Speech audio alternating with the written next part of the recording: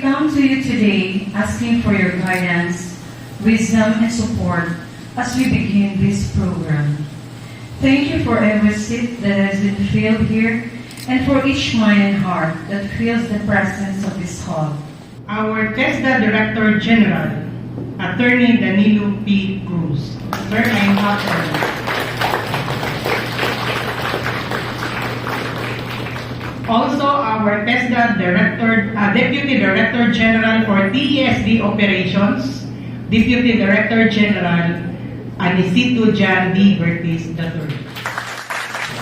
I'm privileged to welcome you in Davao City Regional Training Center KorPhil.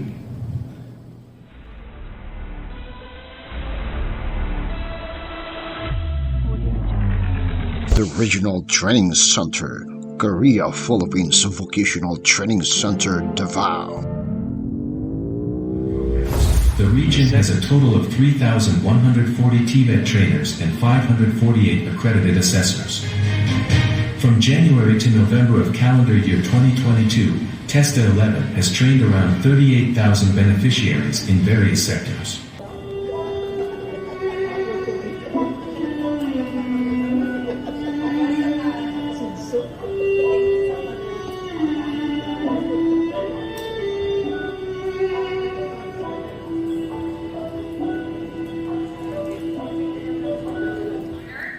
I would like to introduce to you TESDA Deputy Director General of TESD Operations, DDG Anisito John Bertis III. A round of applause, please. Ngayong hapon sa inyong tanan. Magandang hapon po sa ating lahat. Good to be alive and to be here in Davao again. This is truly a very special and memorable occasions as for the first time, our dear Director General Secretary Danilo P. Cruz is formally visiting Mindanao TESDA. So, palakpakan po natin. We should be very happy.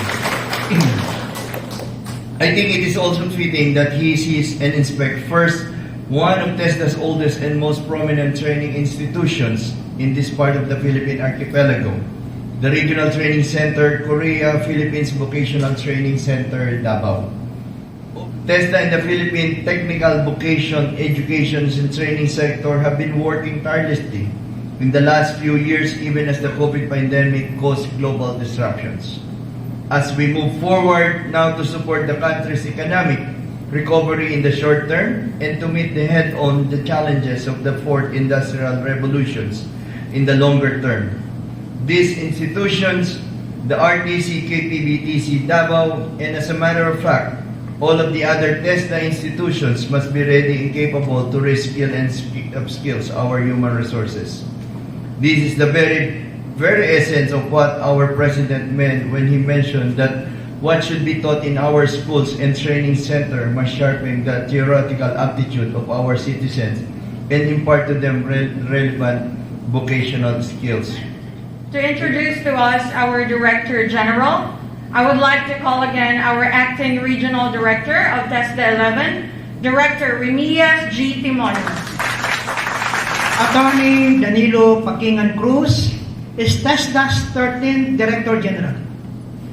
Before joining TESDA, he was the Undersecretary for Employment and Manpower and Development of the Department of Labor and Employment from 2010 to 2015. He has been the recipient of the General Emilio Aguinaldo Outstanding Achievement Award for Government Service and the General Juan Castañeda Award for Outstanding Imosino for Law and Government Service. Ladies and gentlemen, a very warm applause to our Director General, Attorney Danilo P. Cruz. Please. Mas mabuti nabigyan ko kayo ng konting gabay kung paano natin patatakbuhin ang TESDA sa mga susunod na araw. I'm not really new to TESDA. I was once a part of TESDA board as alternate chairman when I was the Undersecretary for Employment and manpower development of the Department of Labor and Employment. That is why I'm glad to step in again and work with all of you to pursue the mission of this great institution. Together, we will strive harder to serve the Filipino people and contribute to the realization of the dream of the President for a better life for our people. Una, ating tandaan na ang pagbibigay ng technical and vocational education ay hindi lamang tungkol sa pagtataas ng kasanayan ng ating mga kababayan.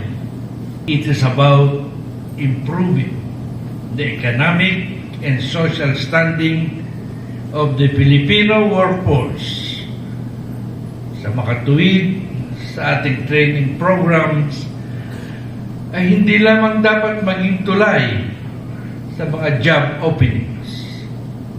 More importantly, our training program should serve as wheels that will enable our constituents to navigate to the multiple and varying needs of the economy.